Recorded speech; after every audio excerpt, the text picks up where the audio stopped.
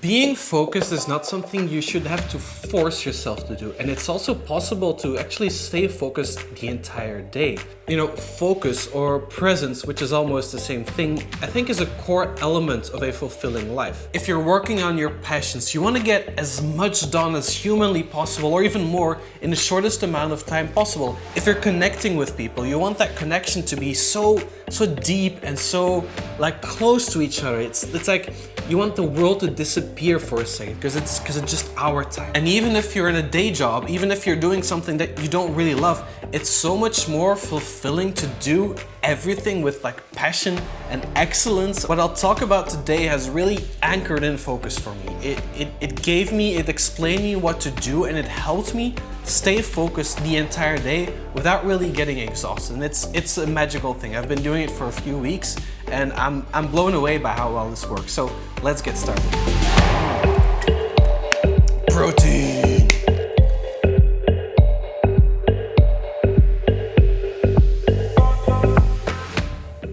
I always thought focus was something you need to get into and that you deplete throughout the day.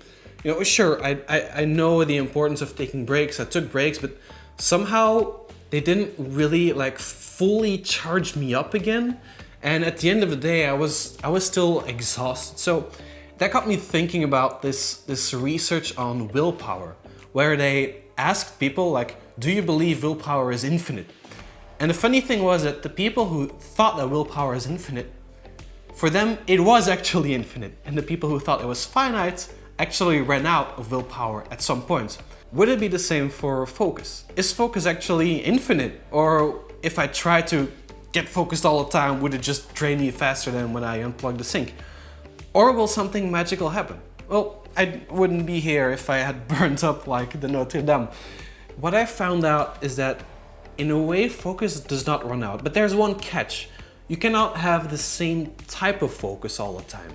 So when you're really working on something, your focus is very narrow. You're doing one specific thing, you're going deep on that, it's just one thing, that's the deep focus.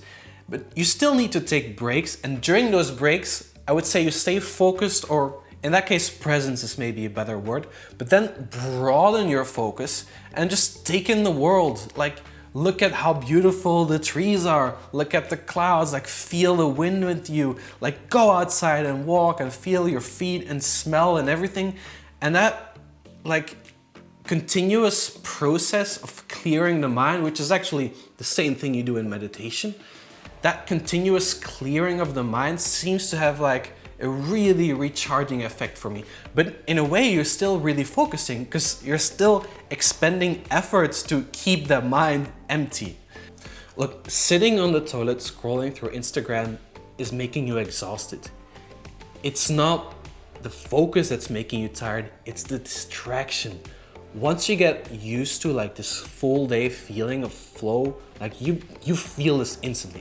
When I'm on the toilet and I pull up Instagram, after 3 seconds I'm like, what is going on with my head? And I know I have to stop. So it's crazy, but like just do this for a week and you will see what it does to you. And now with these breaks where I just take in the world and I just appreciate what's around me, I regularly have moments where I'm just looking around and like, you know how you can get that feeling of like, whoa, life is beautiful when you see like this beautiful landscape or this scenery in nature? Well, it's kind of the same feeling, except that it's not particularly beautiful. It's just like my city or the city where I work, but it's just, I don't know, it's life that's beautiful. Just like looking at all the little people doing their little thing, and it's amazing.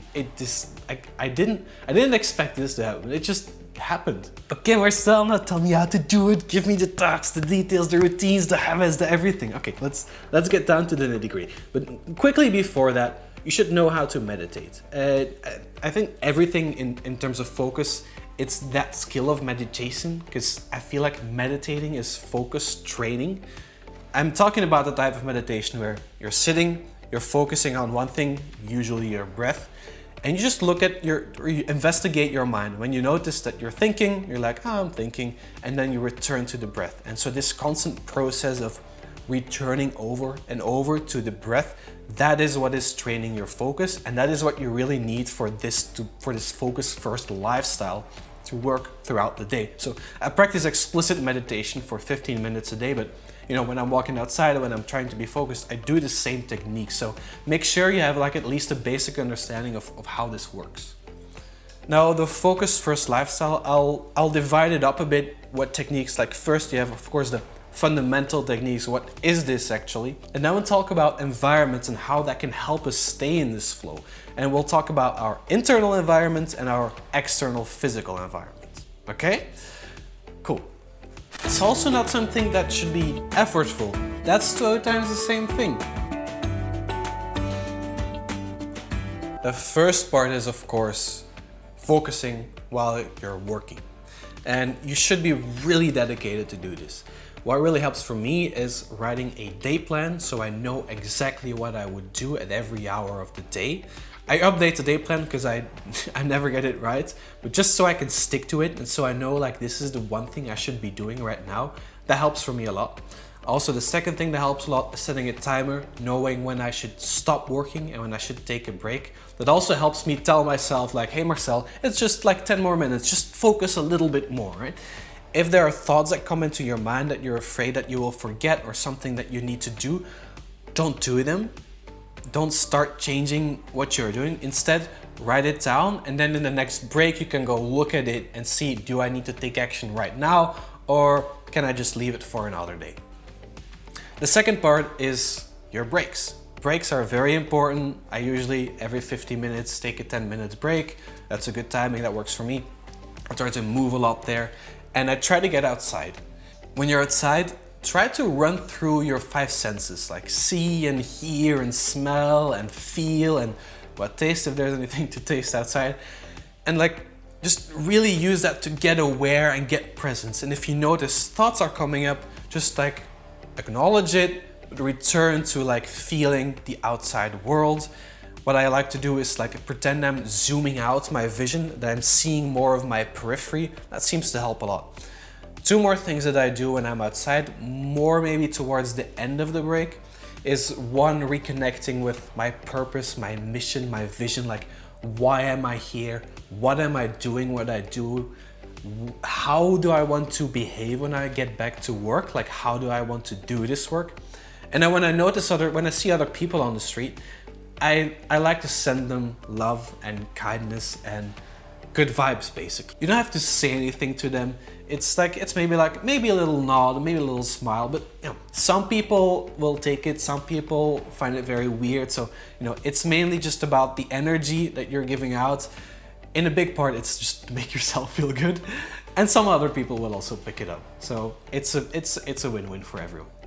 In terms of your emotional environment, the best thing to do is, like I said before, knowing exactly what to do, writing this day plan out. You can also use something that I call just-in-time planning. I'll go into that in another video, but it comes down to writing very detailed what you're working on while you're working on it. So you always have something to go back to know, oh, what is the one next thing I need to do? That helps a lot, especially for a bit of chaotic work where you need to be all over the place. I really need this sometimes for when I'm bug fixing in programming, for example. Also, pay special attention to the way you are talking to yourself, because if you're without any external stimuli and your self-talk is just very negative, then this will probably not work for you. So if you're in that space right now, I would really pay special attention and try to improve that, because your self-talk is it's so important that it's positive, that you're encouraging yourself, that you want to help yourself. You need to talk to yourself like you're your best friend. And I know this doesn't happen automatically. You really need to learn to do this, and that can be quite a process. So if that's something difficult for you, I can't go into that here, but figure out how to do it and try and train on that every single day. For your physical environment, your phone, the little square thingy, you really don't need it 90% of the time.